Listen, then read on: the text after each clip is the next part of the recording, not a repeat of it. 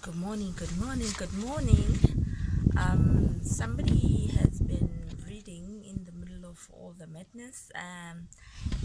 Sometimes life happens, but you need to carry on and be awesome. By now, you know that I actually like using the word awesome because I think that's how life is actually meant to be. Everybody's supposed to be awesome, and everybody is actually awesome. Anyway, enough about that. I wanted to share. Actually, I was reading a book, and something sparked something in me that said I need to definitely share this book with you. So the book is The Healing Self by Deepak Chopra, one of my favorite people. So I just going through the book and having read it. It's a subject that I believe in because I do believe that you can consult with the doctors, you can do everything, but at the end of the day, if you're not ready in your mind, healing is not necessarily going to take place because you need to be ready in your head. You need to receive that healing for you to actually get the benefits of the healing. That is why in the medical profession, I'm not a doctor, but the doctors will tell you that there's a placebo effect. That is when they give you a sugar pill or something that does not necessarily have the qualities to heal, but because if you have the mindset that believes that you are going to be healed, you definitely are going to be healed. So that what I wanted to talk to you about is the fact that as a person, we have these beliefs. We have stored certain things in our subconscious mind, and one of those beliefs, is, as people think that I'm not good enough, or I need to do this, or I'll never heal. Oh my God, I'm getting sick, or I don't. We keep on. There's a lot of things that goes on in our minds. I don't want to get this. I don't want to get this, but we hardly just talk in a way that I want this, in a positive manner, where you are affirming, you are talking in the positive, we are talking of the things that you desire. So one of those things is actually our health, and we tend to, when it comes to our health, we speak of things that we don't want, things that we want to avoid. So I want to talk about the actual act of healing yourself. You taking a role of a healer and the healed at the same time. You may ask, can I even do that? Well, yes. Um, the reason why I'm saying that is that we have what we call a subconscious mind. The subconscious mind stores the memories from the moment you were conceived, not even born, from the moment you were in your mother's womb. Yeah, your subconscious mind started recording. So everything that you've recorded from then is actually shaping your life now. It actually organizes your memories and emotions, and it stores them there. And these emotions, they actually manifest in a physical way, which is then turns out to be diseases. The emotions, you find a person saying, well, I'm not feeling very well, I'm actually feeling down, and we get depressed because earlier on in the day something didn't go well as we thought it would go, or we set our minds into something, and somehow it doesn't work out the way we thought. So all of a sudden, feeling good, we're feeling down, and then we end up getting sick. Does it sound familiar? Or so I know that it actually happens like that. So I'm here to actually help you process all of that, to be aware, because some of these things happen in the background. We know that is how life tends to be, we sort of like create the new normal and say, this is the status quo. So I'm here to show you that, your normal is actually not, it's not your friend. The normal that you've created is actually the enemy. It is just not letting you be awesome. So why would you want to heal yourself? First of all, it's non-invasive, it's preventative. You actually can make certain lifestyle choices that will make sure that you prevent certain diseases, and you lose nothing from that. So by merely changing a behavior, first let's start with this.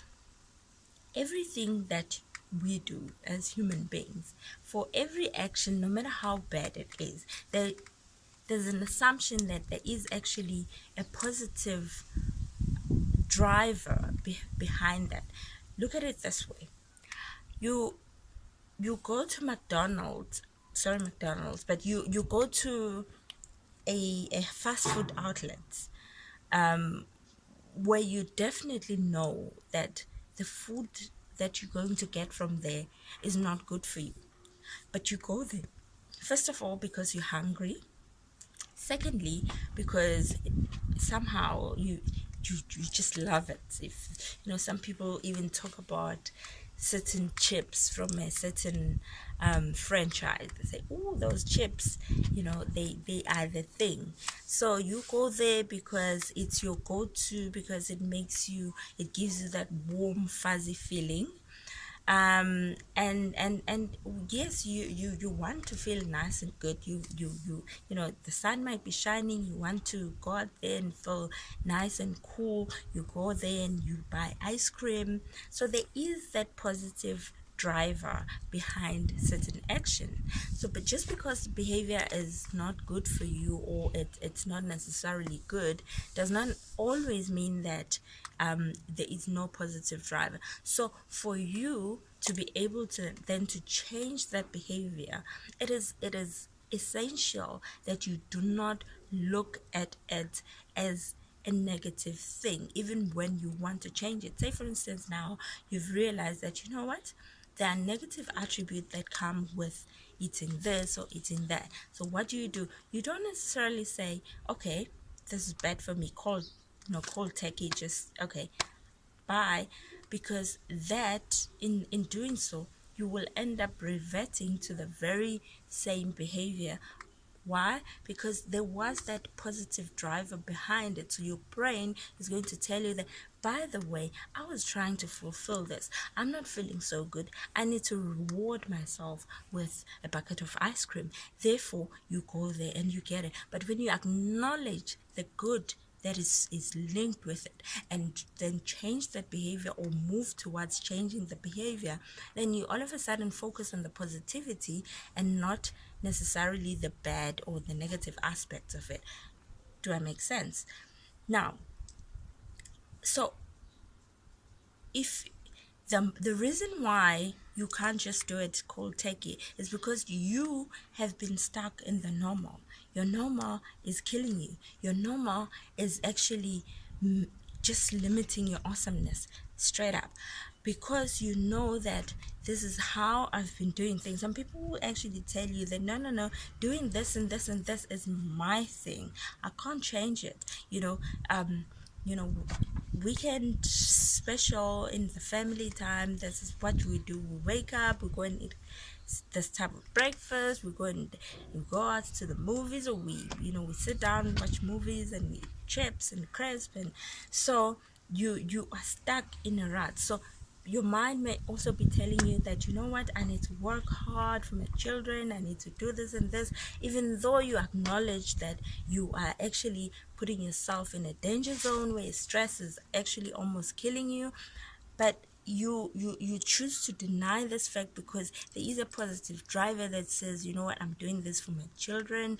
And we tend to reward ourselves and look at we think of things that, you know, it has to be painful, it has to, you know, it has to be hard for us to get to certain things, you know, that I have to work this hard because I need a promotion. Everything is just this, you know, that you are on a red race of some sort, and we are busy trying to keep up with things that we're chasing things that we can't really keep up with, but you know, we keep up on that red race. And but anyway, I'm not there. Okay, that's not where I am. That's a story for another day. But what I'm trying to say is that we end up being stuck. We keep ourselves on the sort of normal. You know that your the way that you do things, you know that I wake up in the morning and I take this route and I go to the gym and I come back. I've got to be, you know, a mom to my child. I've got to be a wife to my husband. I've got to be a husband to my wife, because you feel that if you were to take time to be something for yourself or to do things that serve you, you feel like you're letting those people down. Therefore, you carry on in your normalness, and because somehow it is serving you and it is serving the people around you. So when you get sick, you know, you go to the doctor and you deal with it temporarily because you are going to pop a pill and everything's fine. And how many times have you gone to the doctor, take a pill, and then after that pill, you actually take an initiative that you are going to change certain things because you definitely don't want that thing coming back to you? You know, just if you have, just write down, and kudos to you. But most of the people, they just, you know, you go to the doctor, you've got something that's bothering you, gives you a pill, and then you pop it. So the reason for this video is to encourage us, to encourage you to actually start taking an initiative for your own health. Start taking control. Start doing things that serve you. This is one of the first of the series of videos where I'm going to be engaging with you.